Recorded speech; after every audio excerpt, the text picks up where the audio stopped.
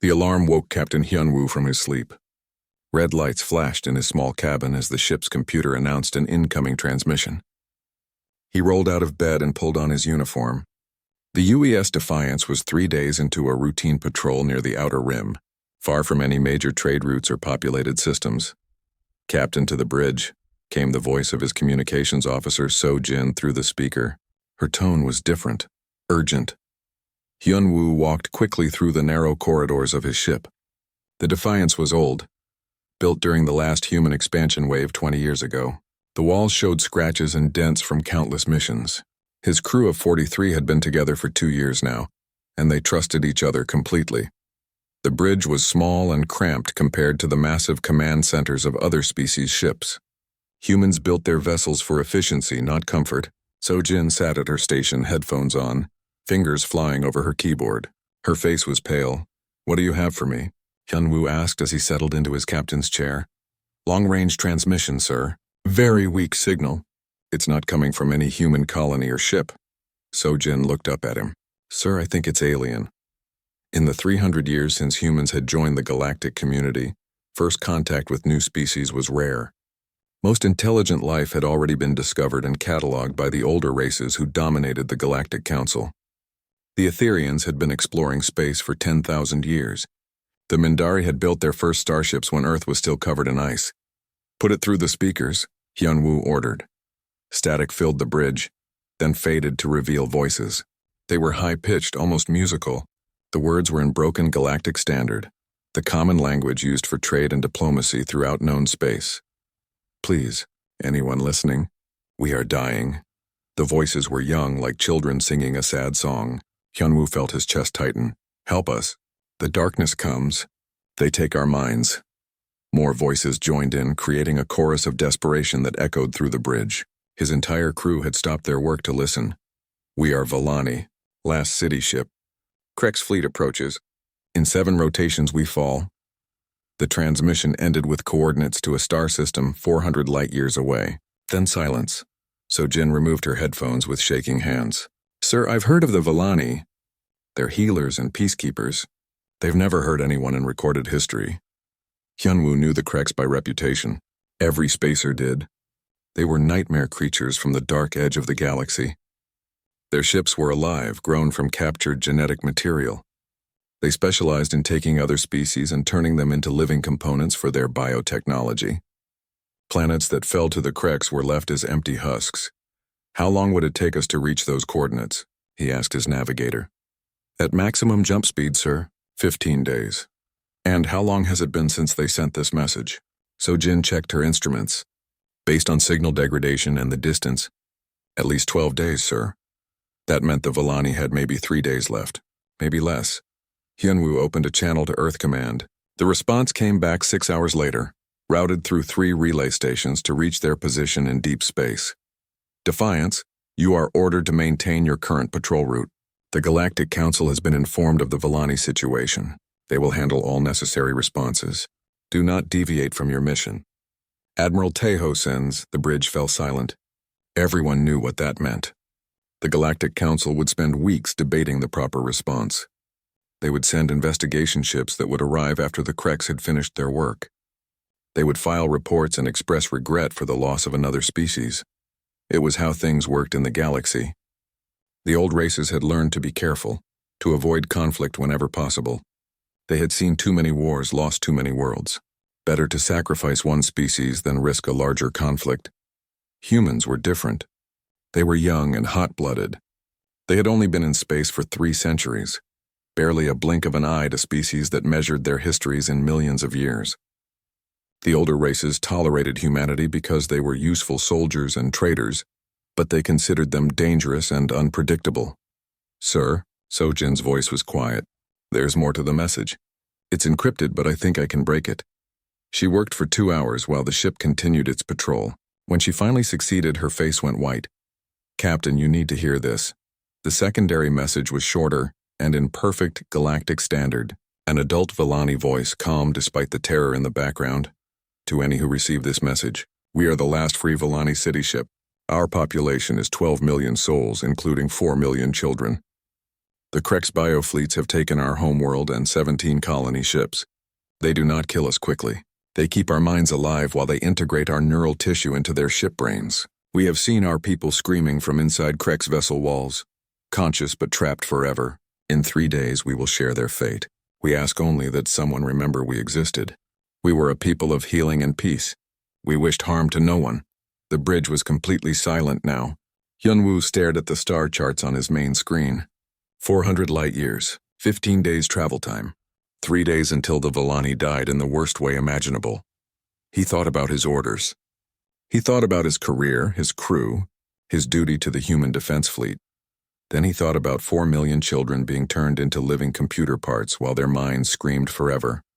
So Jin, send a message to Admiral Taeho. Tell him we received his orders and will comply.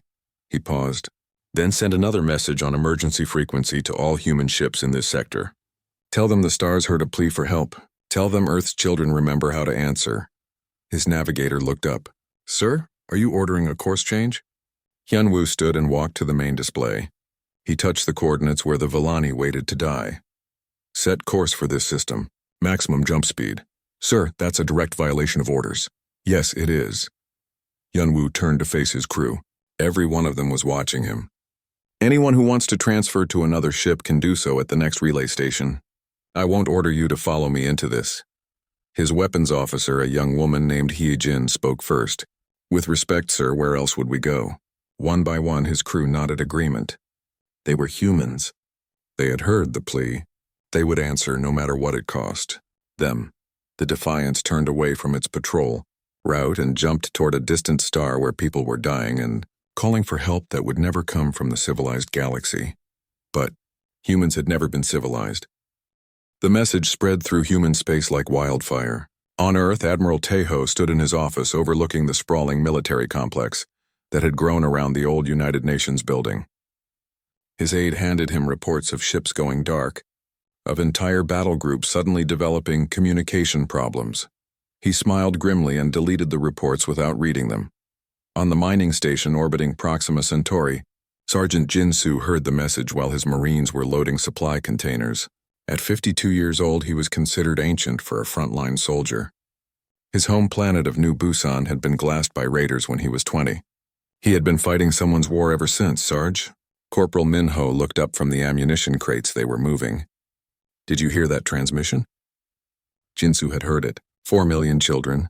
He thought of the families on New Busan who never got to send a distress call before the plasma bombs fell. Load everything onto the Retribution, he ordered. Combat supplies, medical gear, food, everything. Sarge, we don't have orders to deploy anywhere. Jin-soo picked up his rifle and checked the power cell. We do now.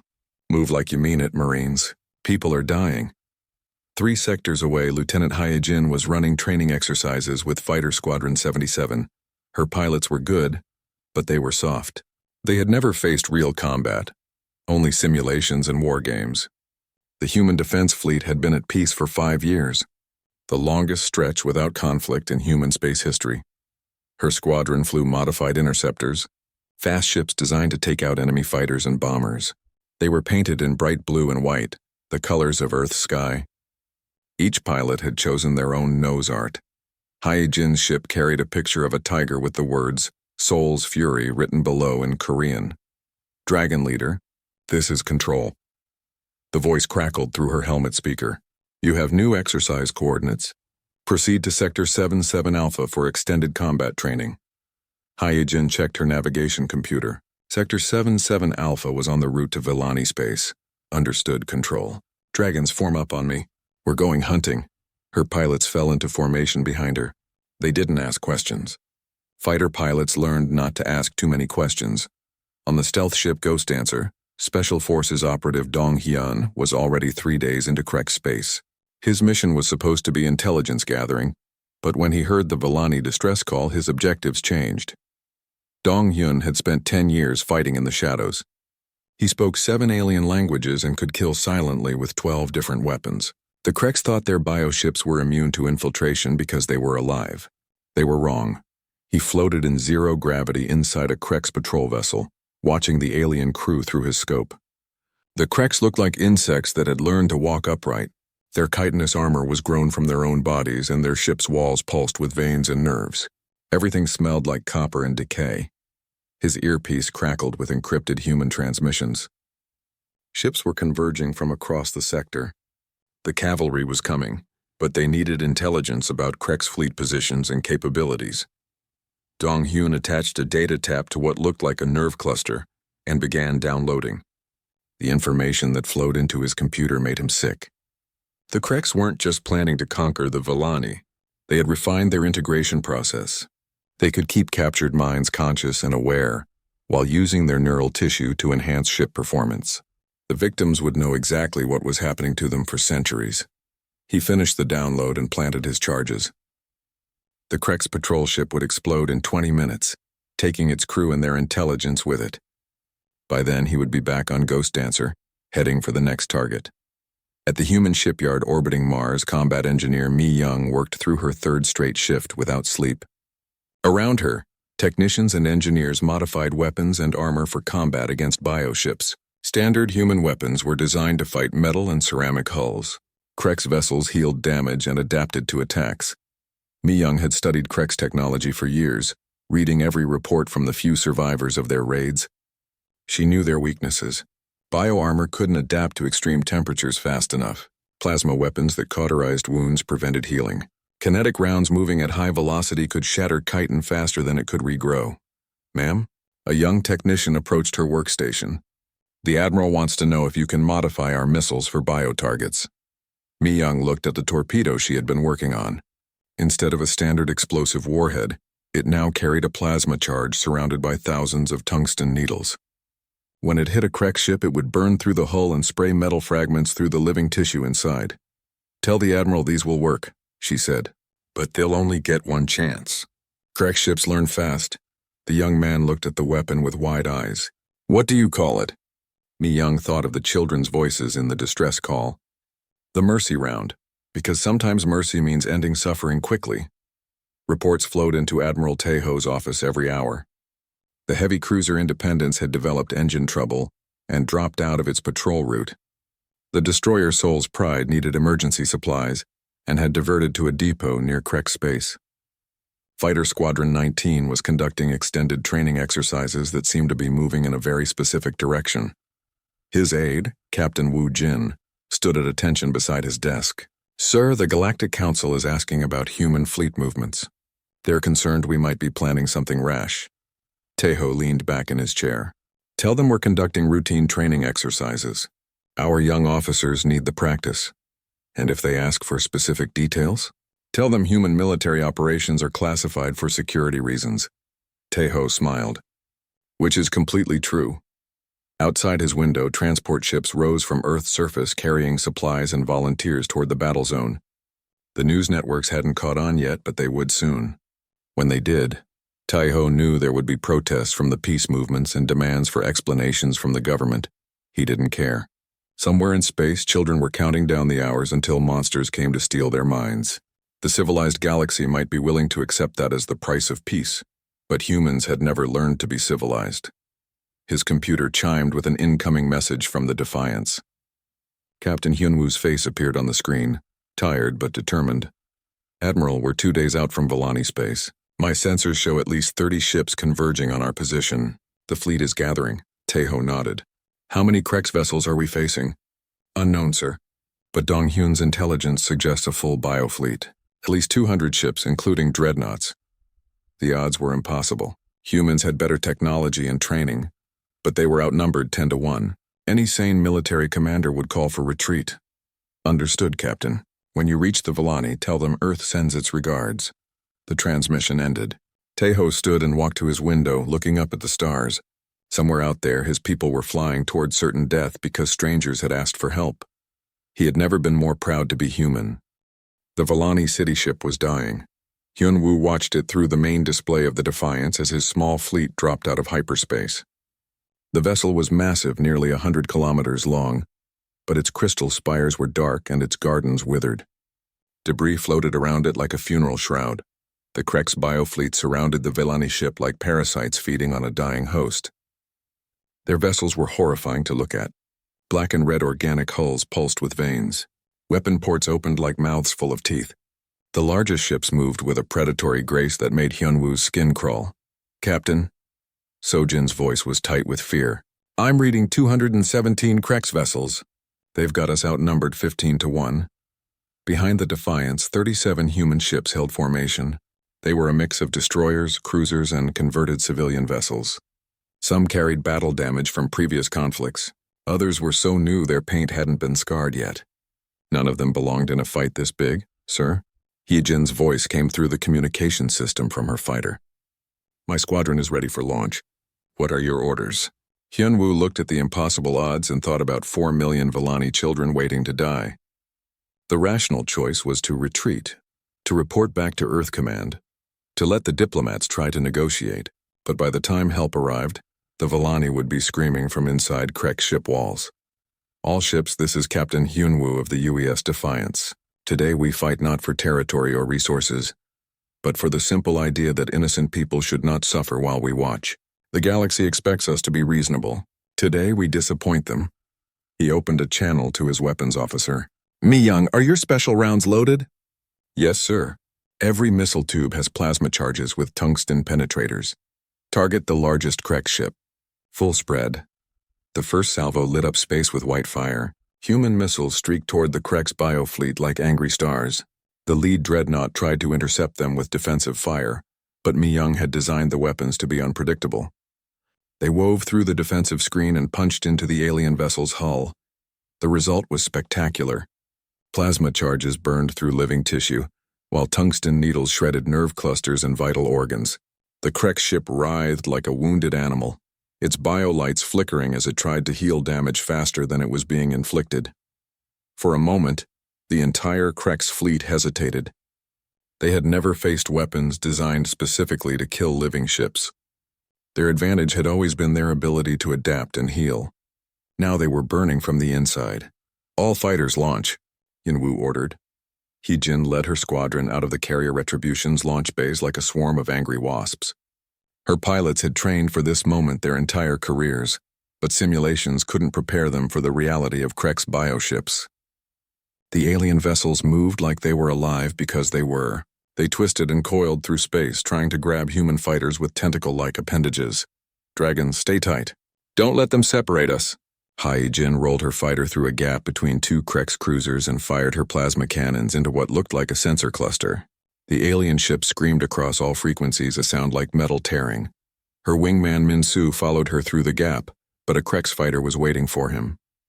The bioship wrapped around his fighter like a spider capturing prey. Min-Soo's last transmission was a curse in Korean before his ship exploded. Jin-Soo watched the fighter battle from the hangar bay of the Retribution. His Marines were suited up in powered armor, waiting for boarding operations. The armor was painted flat black with no unit insignia. If they survived this battle, there would be time for questions about unauthorized military actions. If they didn't survive, the questions wouldn't matter. "Sarge, we've got a Krex transport trying to reach the Villani ship." Corporal Minho pointed to the tactical display. "Looks like they're carrying boarding parties." Jin-Soo checked his rifle one more time. "Then we stop them. Marines, prepare for deployment. We're going visiting." The Retribution's assault shuttles launched toward the Krex transport. They were small, fast ships designed to get Marines into combat zones quickly. The Krex fired at them with bioweapons that shot living projectiles, but human pilots had learned to be creative. They used the debris field around the Villani ship as cover, weaving between chunks of crystal and metal. Jin-Soo's shuttle slammed into the Krex transport's docking bay. The impact would have killed unarmored humans, but the Marines were ready for it. They cut through the shuttle's hull with plasma torches and poured into the alien ship. The inside of a Krex vessel was a nightmare. Walls pulsed with organic rhythms. The floor was soft and wet, like walking on raw meat. Veins ran along the ceiling, carrying nutrients and information throughout the ship. The air smelled of copper and decay. The Krex crew was waiting for them. The aliens were 2 meters tall, covered in chitinous armor that grew from their own bodies. They carried weapons that were part of them, organic guns that fired acid and poisoned darts. "Light them up," Jin-Soo shouted. His Marines opened fire with plasma rifles and explosive rounds. The Krex had never faced human close combat tactics. They were used to enemies who fought with honor and followed rules. Humans fought to win and they didn't care about rules. The battle inside the bioship was brutal and short. When it was over, Jin-Soo stood in a corridor dripping with alien blood. Half his Marines were dead or wounded, but the Krek's transport was neutralized. Sarge?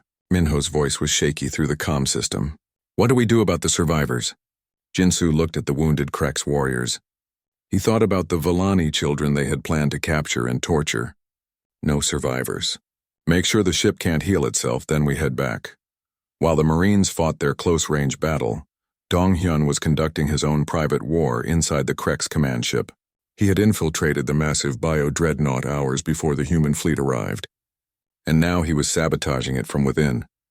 The ship's brain was a massive neural cluster deep in its core, protected by meters of living armor and defensive systems. Dong-hyun moved through the ship's arteries like a virus, avoiding the Krek's crew and placing explosives at critical junctions.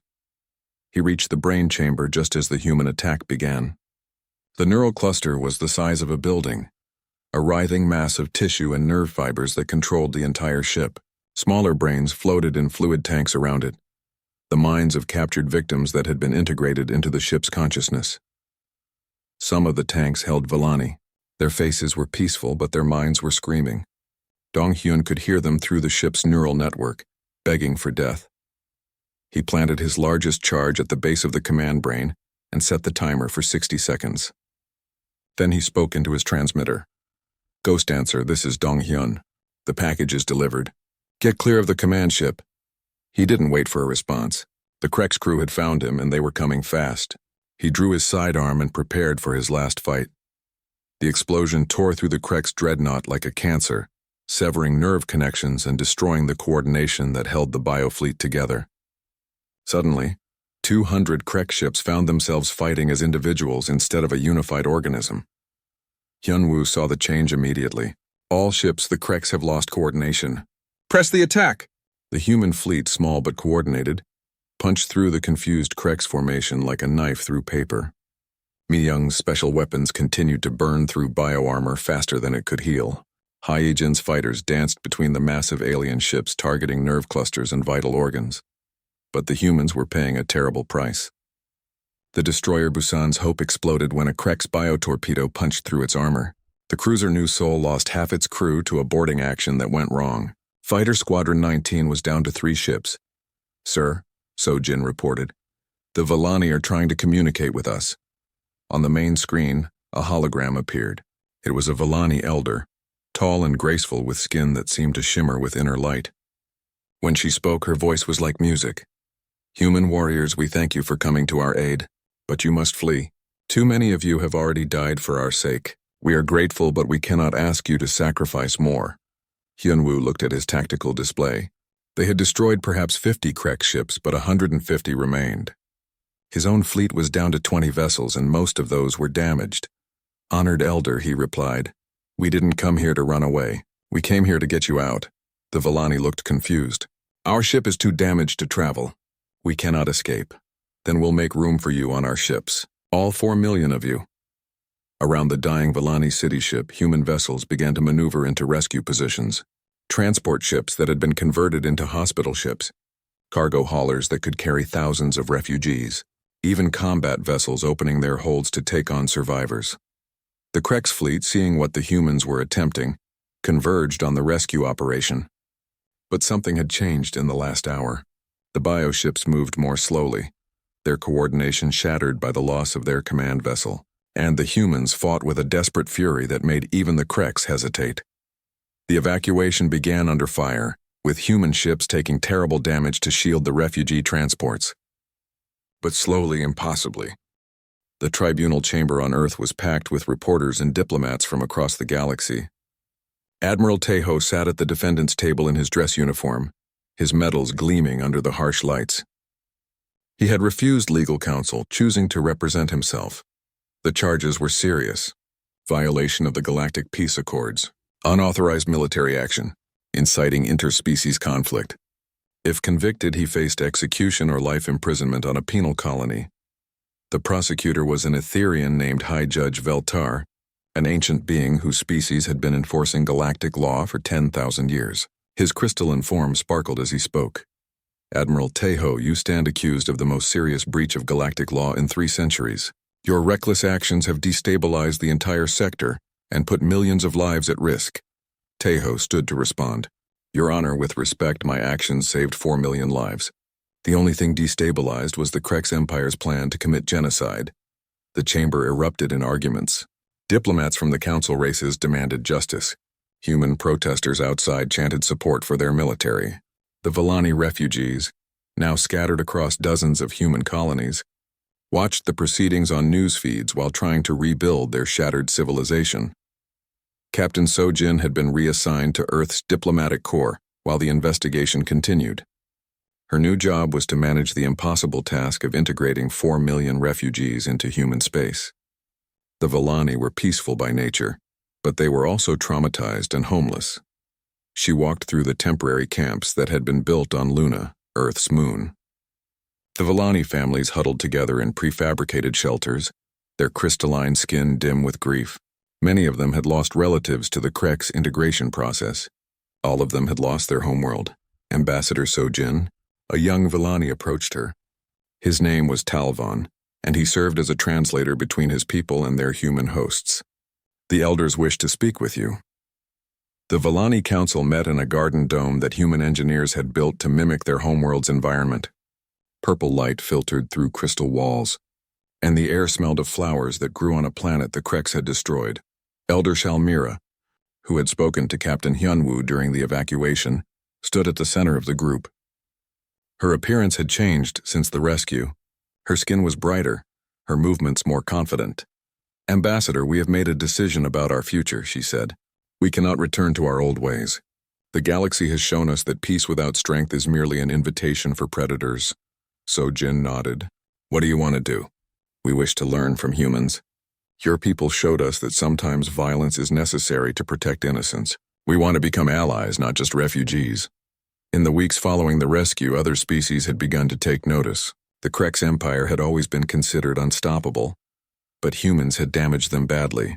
More importantly, they had shown that the Galactic Council's policy of non-interference was not the only option. Secret communications flowed between worlds that had suffered under various oppressors. The mining colonies enslaved by the hegemony, the research stations raided by biopirates, the trade worlds extorted by criminal cartels. All of them had sent distress calls that were ignored by the Council. All of them remembered. Combat engineer Mi Young worked in a classified laboratory beneath the Korean mountains, developing new weapons for the coming war.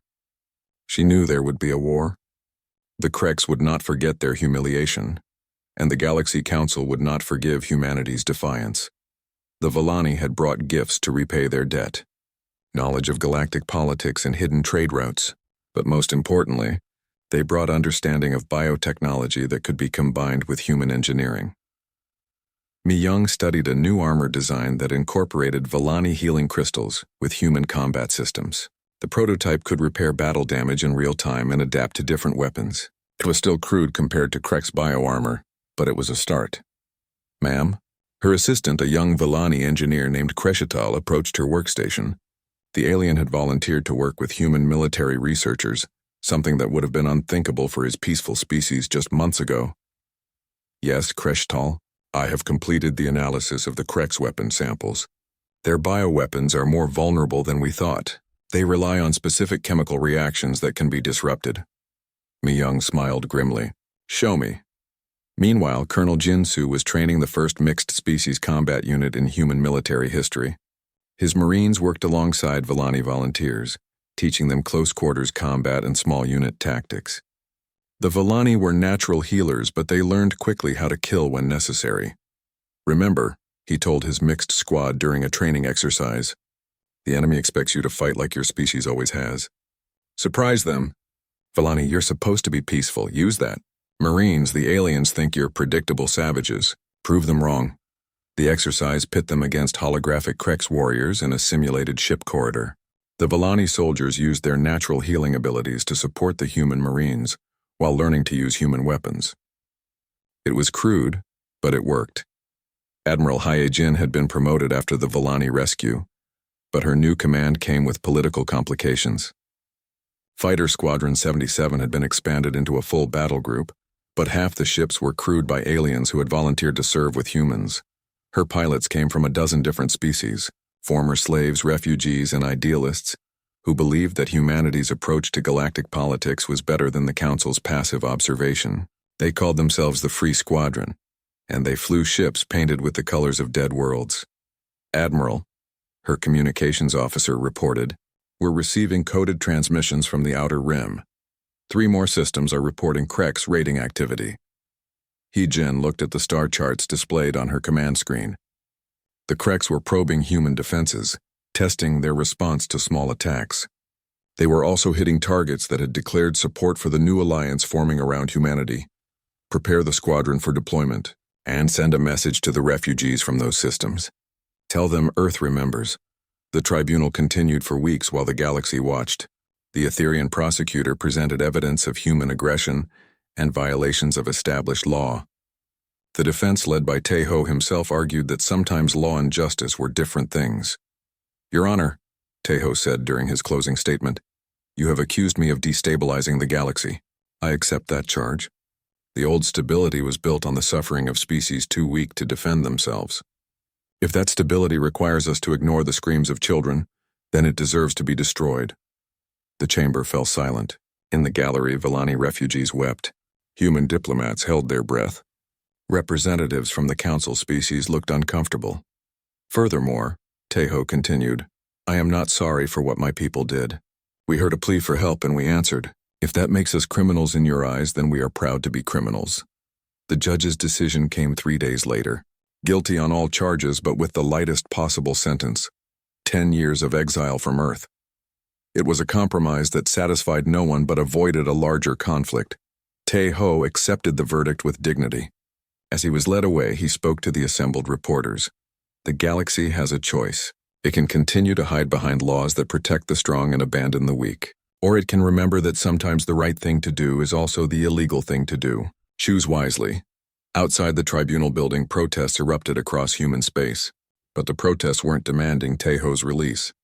They were demanding action against the Kreks and support for the growing alliance of formerly oppressed species. So-Jin watched the crowds from her office window. Ships filled the sky above Earth, carrying volunteers and supplies to new colonies where humans and their alien allies worked together to build something different from the Council's sterile peace. The galaxy had refused to change. But change was coming anyway. In hidden bases and secret meetings, species that had suffered in silence for centuries were learning human tactics and adopting human weapons. The Free Stars Alliance was growing stronger every day. War was coming. The Kreks would demand revenge for their humiliation. The Council would try to restore their version of order. But this time, they would face more than just humanity. They would face everyone who had ever sent a distress call that was ignored. Everyone who had ever begged for help that never came. The stars had heard their pleas and humanity had taught them how to answer. 2 years after the Villani rescue, the galaxy burned with war. Admiral Hyejin stood on the bridge of the FSA Defiance, watching the massive Kreks biofleet approach through the asteroid field near Kepler Station. The station was a symbol of the new alliance, built jointly by humans and 7 other species who had joined the Free Stars Coalition. Its destruction would cripple the Alliance's ability to coordinate their scattered forces. "Admiral, I'm reading 412 Kreks vessels," reported her tactical officer, a former hegemony slave named Torval, bio-dreadnoughts, assault carriers, and at least 50 of those new hybrid ships. The hybrid ships were the Kreks' response to human tactics. They combined traditional biotechnology with captured human weapons and armor. They healed like living things but hit like warships. Fighting them required new strategies that the Alliance was still learning. "What about our fleet strength?" Hyejin asked. 318 ships, sir. Mixed crews from 14 species. The Soul's Vengeance is reporting ready for combat, as are the new Villani vessels. Hyejin nodded. The new Villani ships were crystalline vessels grown in orbital gardens around Jupiter. They looked like works of art, but they packed weaponry that could crack planets. The peaceful healers had learned to be warriors in the 2 years since their rescue. "Signal all ships. Today we end this." The Kreks wanted to turn children into computer parts. Instead, they're going to learn what happens when you threaten people under our protection. The battle began with long-range missile exchanges.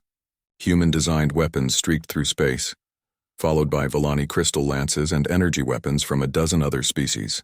The Krex biofleet responded with living torpedoes and acid clouds that could eat through ship hulls.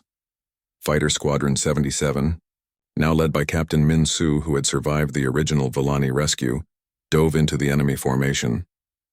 His pilots were no longer just humans. They included former hegemony slaves flying ships built from scrap metal, refugee scientists who had learned to fight, and even a few reformed pirates who had joined the cause. Dragons. This is Dragon Leader. Remember your training? These bioships heal fast, but they feel pain. Make them hurt. The fighters attacked in waves, targeting nerve clusters and sensory organs. The Krex ships writhed and screamed across all frequencies as plasma cannons burned through their living hulls. But they gave as good as they got, using tentacle weapons and biofighters that moved like schools of predatory fish. On the surface of Kepler Station, Colonel Jin Su prepared his defenses. His garrison was a mix of human marines, Volani healers who had learned to fight, and volunteers from across the Alliance. They had turned the station into a fortress with overlapping fields of fire and enough supplies to hold out for months. Sarge, Corporal Minho, now a grizzled veteran himself, pointed to the tactical display. Krex assault pods are launching. Looks like they're planning a ground assault. Jin Su checked his rifle, a new model that combined human engineering with Volani crystal technology. It fired plasma bolts that could punch through bioarmor, while the crystal components provided enhanced targeting and unlimited ammunition. Let them come. We've been waiting 2 years to finish this fight. The Krex assault pods were living creatures the size of buildings, covered in armor and bristling with weapons. They crashed into the station's hull like meteors, then opened like flowers to disgorge hundreds of Krex warriors. The battle inside Kepler Station was brutal. Krex soldiers had evolved since their last encounter with humans. They were faster, stronger, and equipped with new bioweapons designed specifically to kill Alliance forces, but the defenders had evolved too. Jinsu's Marines fought alongside Volani healers who could repair battle damage in real time. Former hegemony slaves used their knowledge of industrial systems to turn the station's machinery into weapons. Refugee engineers activated traps and defenses throughout the complex. Fall back to Section C, Jinsu ordered as Krex biotroopers overran the outer defenses. Make them pay for every meter. In space, the fleet battle raged across 3 star systems. Admiral Haijin commanded from the center of the formation, her ships working together with a coordination that the Krex couldn't match. Where the biofleet fought as a single organism, the Alliance fleet fought as a family. "Ma'am," reported her communications officer, "Captain Hyunwoo is requesting permission for a ram attack on the Krex command ship." Hyejin's blood ran cold. Hyunwoo commanded the original Defiance, the ship that had started this war by answering a call for help. He was proposing to crash his vessel into the enemy flagship, a suicide mission that might break the Krex fleet's coordination. Denied. "We don't sacrifice ships for symbolic victories. Ma'am, the captain says to tell you that some victories are worth any price." On the original Defiance, Captain Hyunwoo looked at his crew one last time. They had been together for 4 years now. Through the Volani rescue and a dozen smaller battles, they were family. "Anyone who wants to transfer to escape pods has 60 seconds, he announced over the ship's intercom. No one moved. Communications Officer Sojin remained at her station. Engineer Mi Young stayed in the engine room. The entire crew chose to stay. "Well then," Hyunwoo said, "let's go save the galaxy." The Defiance broke formation and accelerated toward the massive Krex bio-dreadnought at the center of the enemy fleet. The alien ship tried to intercept with defensive fire, but Mi Young had one last surprise. She overloaded the ship's fusion reactor while channeling the energy through Volani crystals that amplified the explosion. The Defiance didn't just ram the Krex flagship. It became a miniature star, burning through bioarmor and neural networks in a chain reaction that spread throughout the enemy vessel. The bio-dreadnought died screaming, taking its coordination network with it. Suddenly, 400 Krex ships found themselves fighting as individuals again. The Alliance fleet, trained for exactly this moment, pressed their advantage. They had learned from the first battle at Volani space, and this time they were ready. The battle turned into a rout. Krex bioships, cut off from their command structure, fled in all directions. Some tried to reach their home systems. Others simply shut down, their biological components going into hibernation. But the real victory came on Kepler Station, where Jinsu's defenders held their ground until the last Krex warrior fell. The station's corridors were painted with alien blood, but the Alliance flag still flew from its highest tower. In the aftermath, the Galactic Council sent envoys to negotiate a peace treaty. They arrived to find that the Alliance no longer cared what the Council wanted. The Free Stars Coalition had grown to include 43 species and controlled nearly a quarter of the galaxy. Ambassador So Jin, now representing the Coalition, met with the Council delegation in a conference room aboard the rebuilt Kepler station. The walls were decorated with memorial plaques for every species that had suffered while the Council watched. The Council is prepared to recognize the Coalition as a legitimate government, announced the lead Etherian diplomat. In return, we ask that you cease all military actions and respect established borders. Sojin smiled. I'm afraid that's not possible. You see, we're still receiving distress calls. Last week, the mining colonies in Sector 9 asked for help against hegemony raiders. Yesterday, the research stations near the Galactic Rim reported biopirate attacks. We can't ignore pleas for help just because it might upset the Council. The Etherian looked uncomfortable. Those are internal matters. The affected species can petition for Council intervention through proper channels. And how long does that take? 6 months? A year? How many people die while you debate proper procedures? Sojin stood and walked to the memorial wall. Do you see these names? These are species that sent distress calls to the Council, species that followed proper procedures and waited for help that never came. We will not let their deaths be meaningless. The negotiations lasted for weeks, but the outcome was inevitable. The old order was broken. The Galactic Council could keep their sterile peace in the core systems, but the Free Stars Coalition controlled the frontier. And on the frontier, distress calls were answered. Admiral Hyojin returned to Earth a hero, but she didn't stay long. The Coalition needed experienced commanders, and there were always new missions. Former Admiral Tejo, pardoned after the Council's defeat, took command of the Coalition's training programs. He taught young officers from dozens of species the simple principle that had started it all. When someone calls for help, you answer. Mi Young established research stations throughout Coalition space, developing new technologies that combined the best of every member species. Her laboratories produced weapons, medical equipment, and starships that were shared freely among allies. The Villani built new city ships to replace the one they had lost. But these vessels were different from their ancient predecessors. They were armed and armored, protected by squadrons of fighters crewed by volunteers from across the galaxy. Never again would the Villani face extinction alone. Years passed. The Coalition grew stronger while the Council grew more irrelevant. New species joined every month, drawn by the promise that their voices would be heard and their people protected. The Krex Empire, shattered by their defeats, retreated to the galactic edge. Some of their surviving bioships were captured, and